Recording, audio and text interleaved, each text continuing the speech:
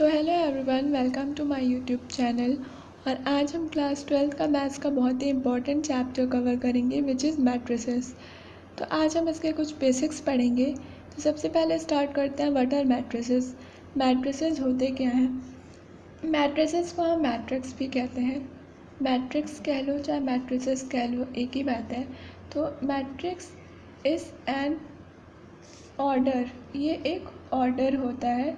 Is an order of rectangular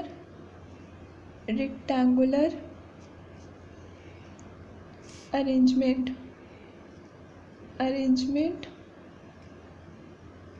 of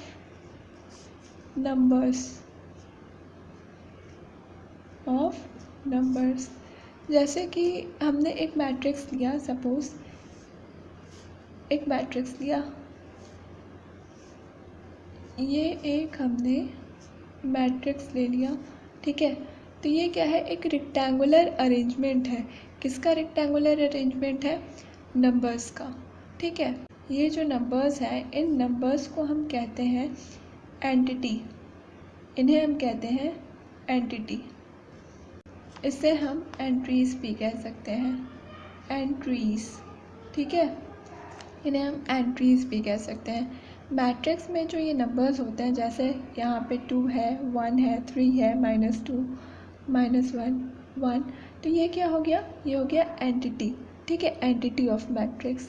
अच्छा, अब ये जो हॉरिजॉन्टल लाइन बन रही है यहाँ पे, जो हॉरिजॉन्टल लाइन बन रही है यहाँ पे, इसको हम कहेंगे रो। इस हॉरिजॉन्टल लाइन को हम कहेंगे रो। और जो यहाँ पे ये वर्टिकल लाइन बन रही है, 2, 3 और -1 की ये जो वर्टिकल लाइन बन रही है, इसे हम कहेंगे कॉलम, इसे हम कहेंगे कॉलम। जो हॉरिजॉन्टल लाइन यहाँ पे बन रही है 2 और 1 की, इसे हम कहेंगे रो। और जो वर्टिकल लाइन बन रही है 2, 3 और -1 की, इसे हम कहेंगे column. Now next is order of matrix. अब ऑर्डर ऑफ मैट्रिक्स क्या होता है? इसको हम डिनोट करते हैं m इंटू एन से। m इंटू एन से m क्या है? m होता है number of rows, number of rows. और n क्या होता है? n होता है number of columns, number of columns. Suppose row मैंने बता ही दिया है, कॉलम मैंने बता ही दिया है क्या होता है। अब हम एक एग्ज़ाम्पल लेते हैं, हम एक मैट्रिक्स लेते हैं। यहाँ पे ये हमने एक मैट्रिक्स ले लिया, ठीक है। अब इसमें नंबर ऑफ रोज कितने हैं? इसमें नंबर ऑफ रोज कितने हैं? It's 1, 1, 2 and 3। नंबर ऑफ रोज कितने हो गए? 3। तो 3 इंटू नंबर ऑफ कॉलम्स कितने हैं? नंबर ऑफ कॉलम्स कितने हैं? 1, 2, 3। नंबर ऑफ कॉलम्स पे हमारे पास कितने हो गए? 3। तो 3 इंटू 3। सबसे पहले m लिखेंगे, m means number of rows, and then n लिखेंगे, n means number of columns, okay. अब इसको और अच्छे से समझने के लिए एक और एग्जाम्पल हम लेते हैं, एक और एग्जाम्पल लेंगे हम। अब यहाँ पे नंबर ऑफ रोज कितने हैं? 1, 2, 3। नंबर ऑफ रोज हमारे कितने हो गए? 3 इंटू, अब यहाँ पे नंबर ऑफ कॉलम्स कितने हैं? 1 एंड 2।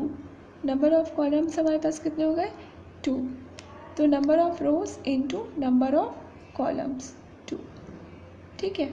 ये हमारा हो गया 3 इंटू 2। ये जो है ये हमारा हो गया order of matrix, order of matrix, ठीक है। और यहाँ पे जो 3 इंटू 3 हो गया, ये हमारा है ऑर्डर ऑफ मैट्रिक्स। अब है हमारा टाइप्स ऑफ मैट्रिक्स। तो टाइप ऑफ मैट्रिक्स में कौन कौन से टाइप के मैट्रिक्स होते हैं? सबसे पहले है कॉलम मैट्रिक्स, कॉलम मैट्रिक्स। तो इसके नाम से ही हमें पता चल रहा है कि कॉलम के बारे में बात हो रही है। तो कॉलम मैट्रिक्स में क्या होता है, सिर्फ एक कॉलम होता है। कॉलम मीन्स ये वर्टिकल लाइन, जो वर्टिकल लाइन थी। इसमें कोई सा भी मैट्रिक्स हम ले लेते हैं एग्जाम्पल के लिए, ठीक है, इसमें ये एक सिंगल कॉलम होगा सिर्फ, तो ये हमारा हो गया कॉलम मैट्रिक्स।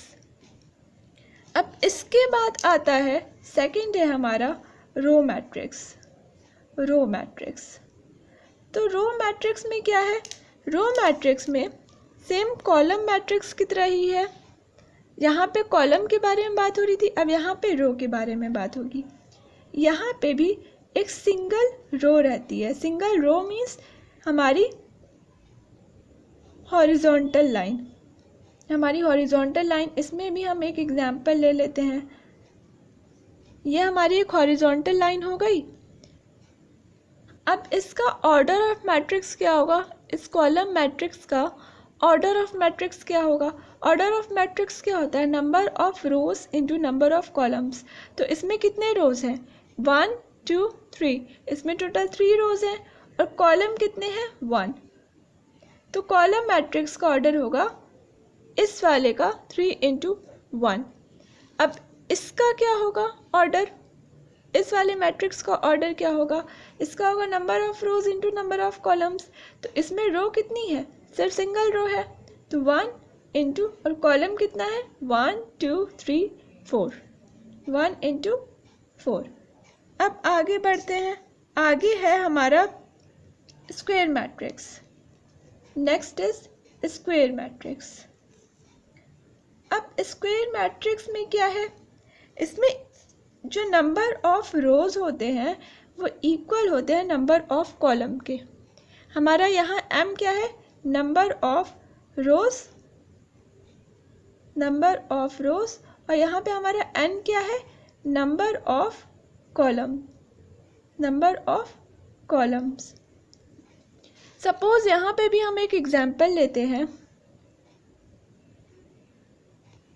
यहाँ पे हमारा हो गया 3 2 1 7, ये हमने एक मैट्रिक्स बना लिया, ठीक है, एक एग्जाम्पल के लिए ये एक मैट्रिक्स हमारा हो गया।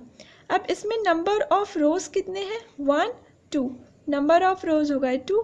अब इंटू नंबर ऑफ कॉलम्स कितने हैं, 1 2, तो 2 इंटू 2, यहाँ पे जो नंबर ऑफ रोज है वो इक्वल है नंबर ऑफ कॉलम के, तो ये हमारा हो गया स्क्वायर मैट्रिक्स।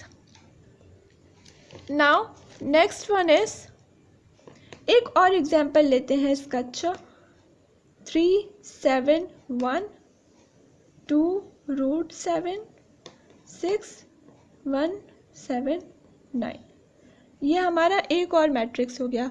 तो इसमें नंबर ऑफ रोज कितने हैं, 1 2 3, नंबर ऑफ रोज हमारा हो गया 3, और नंबर ऑफ कॉलम कितने हैं, 1 2 3 इंटू 3। तो इसमें भी जो नंबर ऑफ रोज हैं वो इक्वल है नंबर ऑफ कॉलम। आगे बढ़ते हैं, अब है हमारा डायगोनल मैट्रिक्स। तो डायगोनल मैट्रिक्स क्या होता है, इसमें जो नॉन डायगोनल एलिमेंट्स होते हैं, नॉन डायगोनल जो एलिमेंट्स होते हैं, नॉन डायगोनल वाले एलिमेंट्स 0 होते हैं। Non diagonal elements are 0, are 0। Suppose हम एक एग्जाम्पल लेते हैं, एक मैट्रिक्स लेते हैं 3 2 1।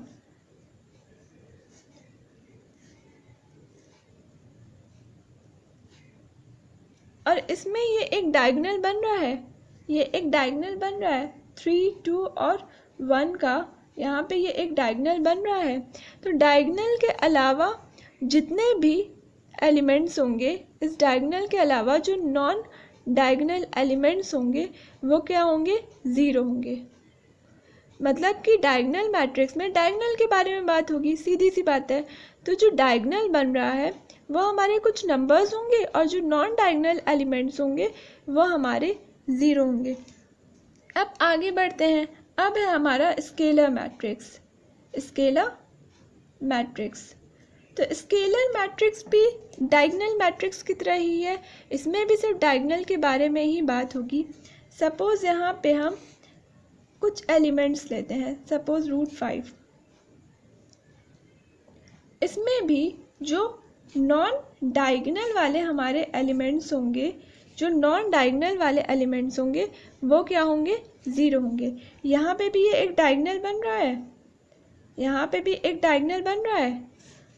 डायगोनल वाले एलिमेंट्स कुछ नंबर्स हो सकते हैं और जो नॉन डायगोनल एलिमेंट्स होंगे वो 0 होंगे। बट स्केलर मैट्रिक्स में जो डायगोनल होगा, जो डायगोनल में जो भी एंटिटीज़ होंगी वो सेम होंगी, वो सेम होंगी। तो स्केलर मैट्रिक्स भी डायगोनल मैट्रिक्स की तरह ही है, बस डायगोनल मैट्रिक्स में ये एंटिटीज़ अलग अलग हो सकती हैं और स्केलर मैट्रिक्स में ये एंटिटीज़ सेम होंगी। अब है हमारा आइडेंटिटी मैट्रिक्स। तो आइडेंटिटी मैट्रिक्स भी डायगोनल मैट्रिक्स और स्केलर मैट्रिक्स की तरह ही होगा।